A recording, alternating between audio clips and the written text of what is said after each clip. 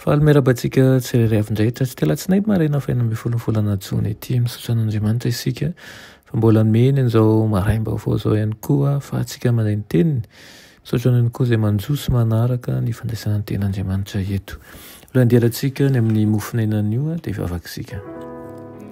Ry Tompo Andriamanitra eo mbola avy-pisaoranao zahay noho ny amin'ny fitiavanao anay, misaotra indrindra manome tombontsoa anay indray amin'ity maraina ity. Tena fahanay mandray ny teninao, mandray ny hery avy aminao. Metezinao hiasa eo amin'ny fiainay tsirairay avy ary ihany koa ampianara izahay hanaja ny avy aminao. Aminaran'i Jesosy, amen. Mateny mofonenantsika androany dia manao hoe mifidy ny andaniny na ny ankilany. Nalaina ny Exodus 7:20-7 manao hoe aza mamily ny rariny izay ananana ny malahelo aminao. Raha mananady izy, manala vira izay teny lainga ary aza mamono izay tsy manan-tsiny sy izay marina ianao fa tsy hanamarina ny meloka ao. Amen. Manonona loza ho an'ireo rehetra mandika ny lalan'Andriamanitra Kristy.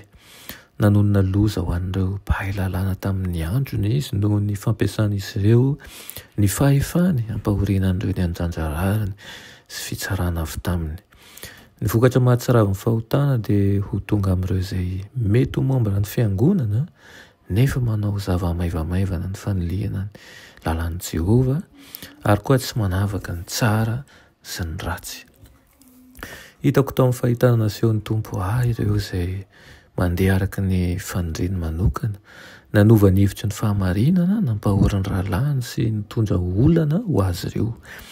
Efa mihatsara izao ny toetran'izy ireo ary maro no mifidy an'izay andaniany. Ny sasany eo amin'ny laharan'i Jesosy Kristy Tompo fa ny sasany kosa dia miaraka amin'ny Satana sy evanjeliny.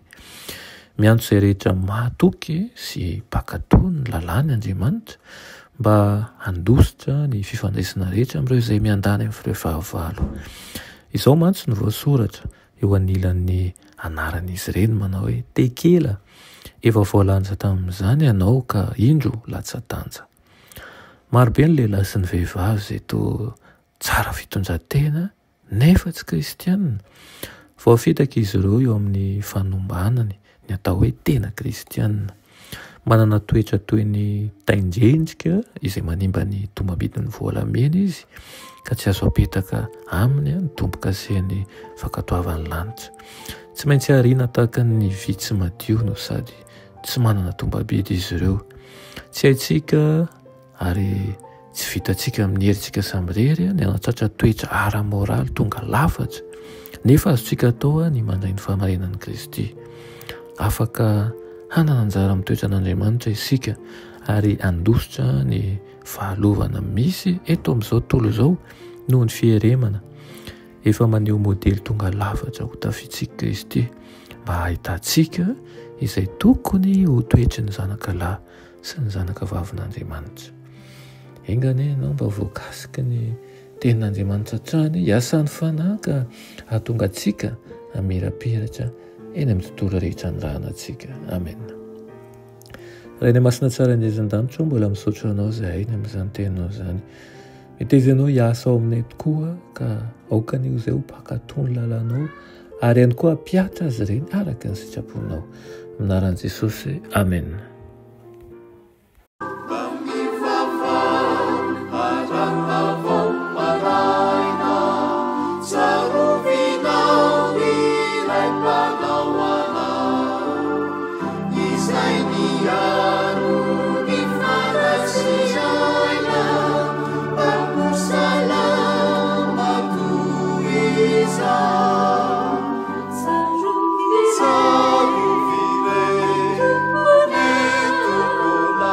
Savior.